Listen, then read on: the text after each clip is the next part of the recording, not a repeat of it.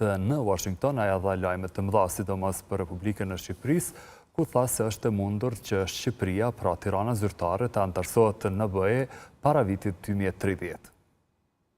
No, usually we don't set the dates in the accession process because it really depends, it is merit-based. Në procesin e pranimit në Bashkimin Evropian, zakonisht ne nuk I përmendim datat, sepse kjo varet vërtetën nga meritat, pra është proces I bazuar në merita, pra varet se si vendet kandidate po kryen punën e tyre. Natyrisht ne I mbështesim qëllimet ambicioze. Së pari Mali Zi, një vend me 650.000 banor, mund të bëhet antari 28 I Bashkimit Evropian. Po ashtu është e mundur që Shqipëria të bëhet antare Unionit deri në vitin 2030 apo edhe më herët se kjo datë.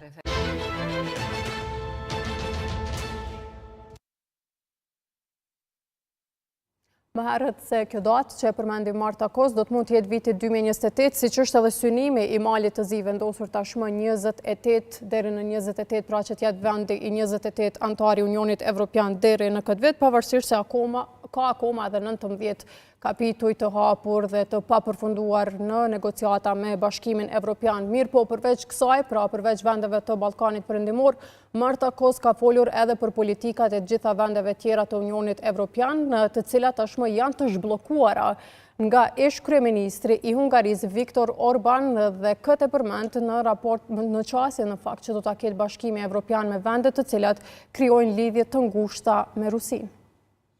We couldn't go on, so we have been able... Gjatë vitit të fundit ishte dhëmshme që ne si Bashkim Evropian nuk mund të kryenim detyrat që janë normale në procesin e pranimit të antarëve të reja. Kjo pasi që ne kemi qenë të bllokuar. E kemi Ukrainën që mori statusin e vendit kandidat, por nuk ishim në gjendje që më këtë shtet të hapnim kapituj të negociatave për hyrje në BE dhe